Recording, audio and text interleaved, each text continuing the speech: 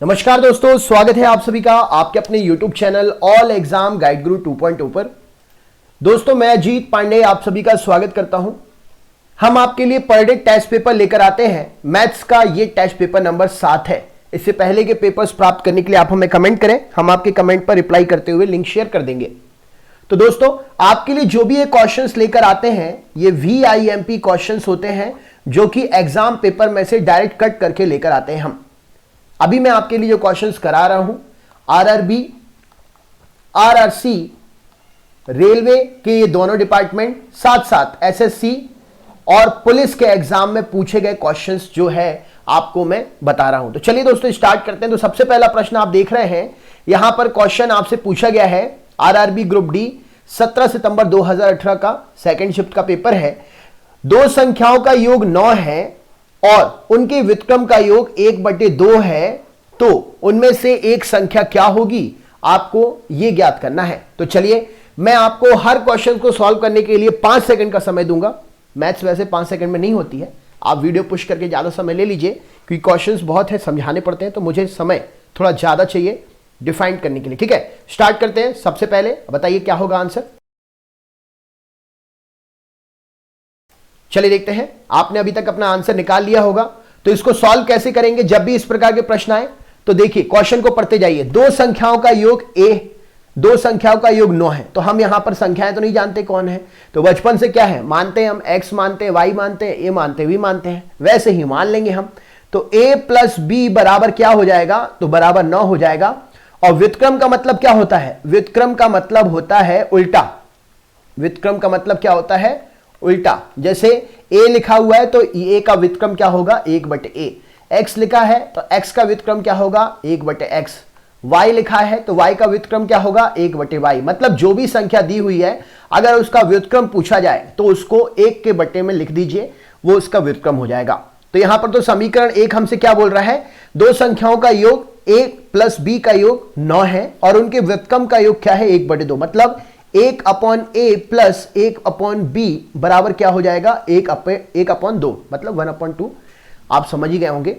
तो यहां पर आपको इसको सॉल्व करना है, तो इसको सॉल्व करेंगे। इस संख्या इसको तो अभी सॉल्व करना है, तो इसको सॉल्व करके एक पर्टिकुलर वैल्यू निकालिए। तो ए बी आप लेंगे क्या, कॉमन, एलसीएम की तरीके से ए बी कॉमन ले लेंगे। a प्लस बी बराबर 1/2, त्रियक गुणा करिए तो क्या हो जाएगा, 2a प्लस बी बराबर ab। ठीक है, तो यहां पर a प्लस बी की वैल्यू हमारे लिए दी हुई है, क्या दी हुई है, 9 दी हुई है। तो क्या हो जाएगा यहां पर, तो 2 गुणित 9 बराबर ab। तो ab की वैल्यू क्या आ जाएगी, ab की वैल्यू 18 आ जाएगी। तो देखिए हमारे लिए समीकरण सॉल्व करने पर a प्लस बी की वैल्यू पता चल गई 9 और a मल्टीप्लाई b की वैल्यू पता चल गई 18। तो इतना तो हम जरूर कह सकते हैं कि वो जो भी संख्याएं होंगी उनको जोड़ने पर 9 आएगा, उनका मल्टीप्लाई करने पर 18 आएगा। तो उनमें से एक संख्या हमें ज्ञात करनी है। चलिए अब हम ऑप्शन से लेकर इसके आगे का सॉल्यूशन निकालेंगे। तो सबसे पहले ऑप्शन नंबर 2 देखेंगे। तो 2 में ऐसी कौन सी संख्या है जिसको जोड़ने पर 9 आ जाए, तो 2 में हम 7 जोड़ेंगे तो 9 आ जाएगा। लेकिन क्या 2 और 7 का मल्टीप्लाई करेंगे तो 18 आएगा, बिल्कुल नहीं आएगा। इसी प्रकार 5, तो 5 में तो 18 आएगा ही नहीं। अब बात करें 4, तो 4 में भी मल्टीप्लाई करेंगे तो 18 आएगा ही नहीं। बचा हमारा क्या, 6। तो हमारा शक जाता है कि कहीं 6 ही आंसर तो नहीं। तो चलिए देख लेते हैं। तो 6 में क्या जोड़ेंगे कि 9 हो जाएगा, तो 6 में 3 जोड़ेंगे तो 9 हो जाएगा। और 6 में 3 का गुणा अगर करेंगे तो 18 होगा, बिल्कुल होगा। तो यहां पर हमारा एक नंबर क्या होगा, एक नंबर 6 होगा और एक नंबर 3 होगा। तो यहां पर 3 तो कहीं दिया नहीं है ऑप्शन में, तो हमारा 6 आंसर सही हो जाएगा। तो इस प्रकार के क्वेश्चंस आप कुछ ऐसे सॉल्व कर सकते हैं, बेसिक। बाकी ट्रिक आप अपने हिसाब से लगा सकते हैं। अगला प्रश्न देखिए, यह रहा एनटीपीसी 2016 का क्वेश्चन है। आपसे क्या पूछा गया क्वेश्चन में, एक कैंटीन में एक सप्ताह में 112 किलोग्राम गेहूं की आवश्यकता पड़ती है, तो 69 दिनों में कितने किलोग्राम गेहूं की आवश्यकता पड़ेगी। चलिए थोड़ा समय देता हूं आपके लिए, सॉल्व करिए। ज्यादा समय के लिए वीडियो पुश कर लिया करें।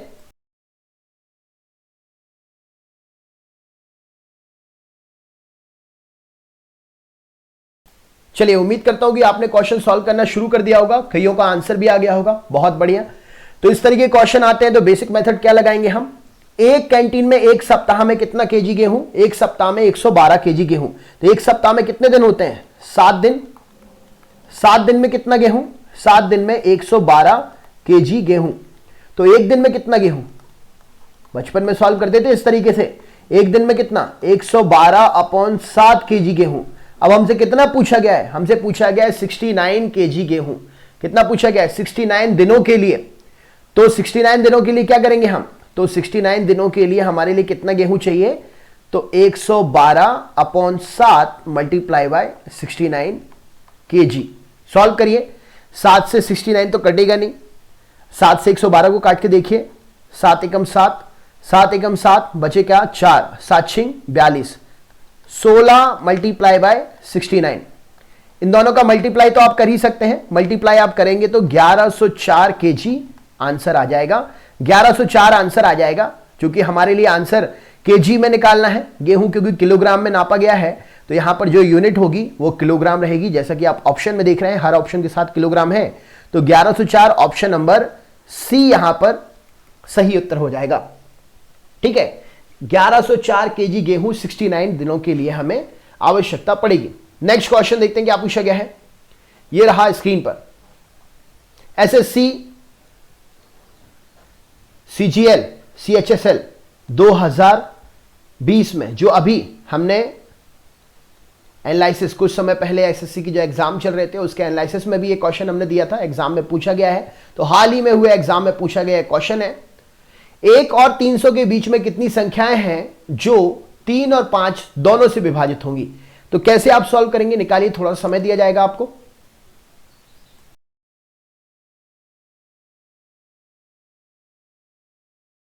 चलिए देखते हैं, उम्मीद करता हूं कि आपने अपने समय का सदुपयोग करते हुए आंसर निकाला होगा। तो जब ऐसे कॉमन नंबर दिए, अगर अलग अलग नंबर देकर कॉमन चीज पूछ ली हो, जैसे बहुत सारे नंबर दिए हो और उन सब नंबरों से मिलकर बन रहे कोई एक नंबर को पूछा हो, तो ऐसी स्थिति में आपको क्या निकालना होता है, एलसीएम, जिसको आप लघुत्तम समावर्त कहते हैं। तो 3 और 5 का एलसीएम क्या होगा, 3 और 5 का एलसीएम निकाल लीजिए आप। 3 से डिवाइड करेंगे 1, 5 में नहीं जाएगा तो 5 का 5 ही 5, 5 से डिवाइड करेंगे तो 1 और 1, तो 3 5 15। तो 3 और 5 का एलसीएम क्या आ जाएगा, 15 आ जाएगा। तो ऐसे क्वेश्चन में एलसीएम निकालकर जो भी संख्या दी हुई है बड़ी, उसको डिवाइड करना है। तो 300 में 15 का भाग दिया हमने, 15 एकम 15, 15 दूनी 30, 0, यानी कि 20 नंबर ऐसे होंगे 3 और 5 दोनों से विभाजित हो सकेंगे 1 से लेके 300 के अंक के बीच में। तो यहां पर 20 ऑप्शन जो है ऑप्शन नंबर सी है, तो ये हमारा आंसर हो जाएगा। ठीक है, अगले क्वेश्चन पे चलते हैं। अगला क्वेश्चन क्या है, ये रहा स्क्रीन पर। क्वेश्चन कुछ इस प्रकार है, सबसे पहले मैं आपको बता दूं, ALP CBT 2 22 जनवरी 2019 का क्वेश्चन है ये। यदि 37A प्लस 37B बराबर 5661 है तो A और B का औसत क्या होगा। चलिए सॉल्व करिए, थोड़ा समय दिया जाएगा आपके लिए।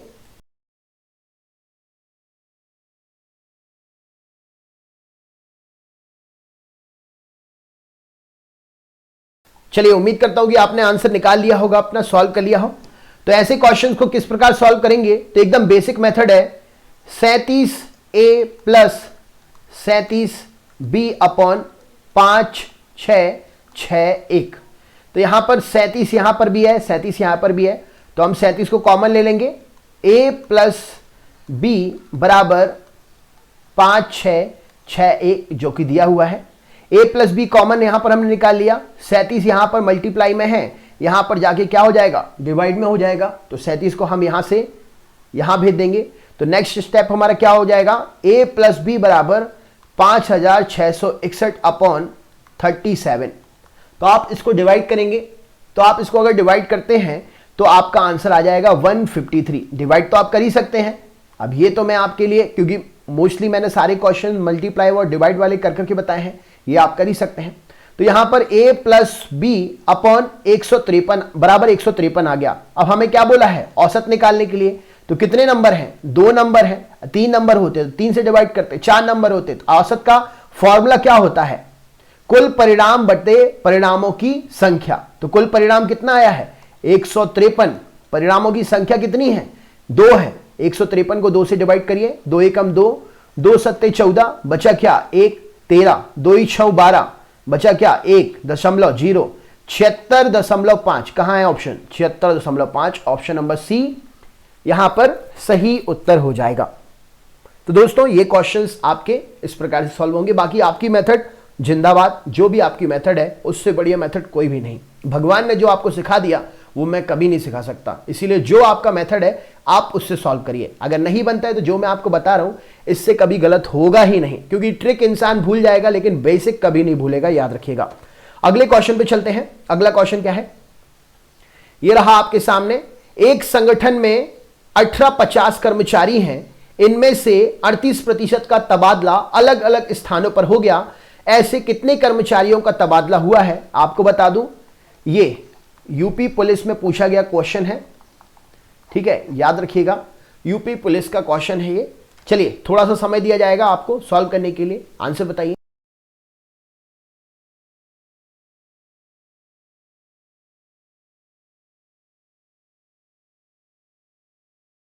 चलिए उम्मीद करता हूं कि आपने आंसर निकाल लिया होगा। तो बिल्कुल सही आंसर निकाला है। जो भी आपने आंसर निकाला है मैच करते हैं। संगठन में कर्मचारियों की संख्या कितनी है 1850 है, एकदम आसान है। कितने परसेंट अधिकारियों का तबादला हो गया, कितने परसेंटों का तबादला हो गया? तो 38% का तबादला हो गया। सॉल्व कर दो, आंसर आ जाएगा। 0 से 0, 2 पंचे 10, 2 एकम 2, 2 इनाम 18, 5 से काट दो, 5 एकम 5, 5 3 15, बचे यहां पर कितने 3 बचे, 5 7 35, 37 गुणित 19 करके देखिए आंसर आपका आ जाएगा। तो यहां पर आंसर आपका आ जाएगा 703 लोगों का तबादला हुआ। तो राइट आंसर हो जाएगा 703 लोगों का तबादला हुआ। आंसर आ जाएगा ऑप्शन नंबर सी। नेक्स्ट प्रश्न पर चलते हैं। क्या पूछा गया है यह रहा स्क्रीन पर। क्वेश्चन कुछ इस प्रकार है, अनरिमा 10,250 रुपए का निवेश 4% प्रति वर्ष की दर से साधारण ब्याज पर करती है। तो साधारण ब्याज का फॉर्मूला क्या होता है PRT/100, जिससे उसे कुल 12,710 रुपए धन की प्राप्ति होती है। यह धनराशि पाने के लिए उसने कितने वर्ष निवेश किए? मतलब उसने हमारे लिए जो सिंपल इंटरेस्ट मिला है कुल वो बताया है और हमारे लिए P बताया है, हमसे कितने वर्ष यानी कि समय पूछ लिया है। क्या होगा इसका आंसर आपको यह बताना है। चलिए आपके लिए थोड़ा सा समय दिया जाएगा, सॉल्व करिए इसको।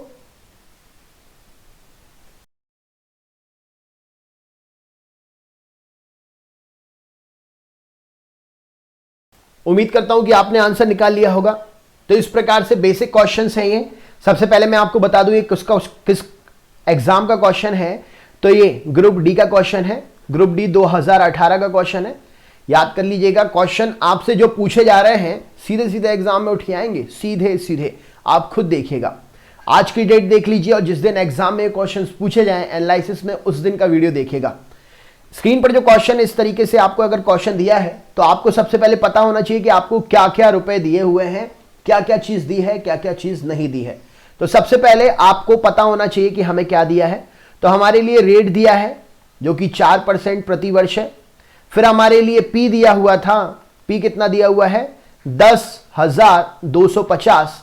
हमारे लिए कुल कितने रुपए मिले इतने वर्ष के बाद में ये दिया हुआ है। तो हमारा एसआई और एसआई कितना हो जाएगा, जो हमारे जमा किए थे हमने, जितने पैसे हमने लगाए थे माइनस उनमें से जितना हमको मिला है 12,710, इतने हमने लगाए थे, हमें इतना मिला है। तो हमें इंटरेस्ट कितना मिला है, तो हमें एसआई कितना मिला है, हमें एसआई मिला है 2460 रुपए। ये तो सॉल्व कर सकते हैं ना आप, 2460 रुपए। ठीक, अगले क्वेश्चन पे चलते हैं। अगला क्वेश्चन क्या पूछा गया है, तो अब आपसे क्या पूछा गया है, कितने वर्ष के लिए निवेश किया। तो अब हमारा जो फॉर्मूला था एसआई बराबर P into R into T upon 100, इसमें लगाइए।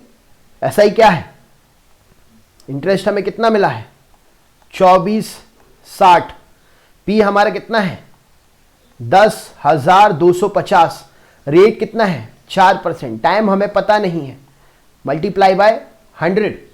ठीक है, अब इसको x यही रहने दीजिए, जिसको आपने टाइम, इसको टाइम भी मान सकते हैं अगर आपको x नहीं मानना है, टाइम पूछा गया, अगर आपको t मानना है तो t मान लीजिए। चलिए यहां से हम इसको t मान लेते हैं। ठीक है, यहां पर भी इसको t कर देते हैं। ठीक, टाइम, तो t बराबर क्या हो जाएगा 100 जाएगा ऊपर, बाकी सब जाएंगे नीचे।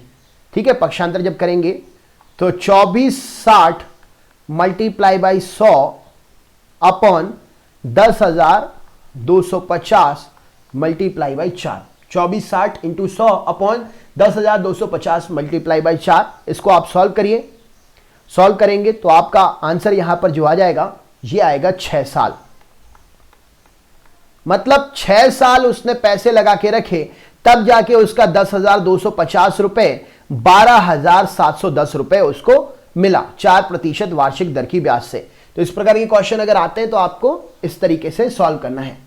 चलिए दोस्तों, तो ये क्वेश्चंस आपसे पूछे गए, और हां, आपने देखा होगा एग्जाम में बेसिक क्वेश्चन पूछ लिए जाते हैं। तो बेसिक क्वेश्चंस कुछ इस प्रकार के रहते हैं कि 9,900, माफ करिएगा, 9,999 में 9,09,999 का आप गुणा करते हैं तो आपका आंसर क्या आएगा। इस तरीके के क्वेश्चंस को भी सॉल्व करना आपको आना चाहिए, बेसिक ट्रिक होती है, ये मैं आपको नेक्स्ट क्लास में बताऊंगा। तब तक आप मुझे इसका आंसर कमेंट बॉक्स में शेयर करें। दोस्तों, अगर आप हमारे चैनल पर नए हैं तो हमारे चैनल को सब्सक्राइब करें, बेल आइकन ऑन कर लें जिससे आपको नोटिफिकेशन मिले, और ऑल वाला नोटिफिकेशन ऑन करिएगा। साथ साथ वीडियो की लिंक को अपने दोस्तों के साथ भी शेयर करें। वीडियो अच्छा लगा हो तो लाइक जरूर करें, इसके लिए आप स्वतंत्र हैं। मिलते हैं नेक्स्ट पार्ट में, तब तक के लिए बहुत बहुत धन्यवाद। आप सभी का दिन शुभ हो।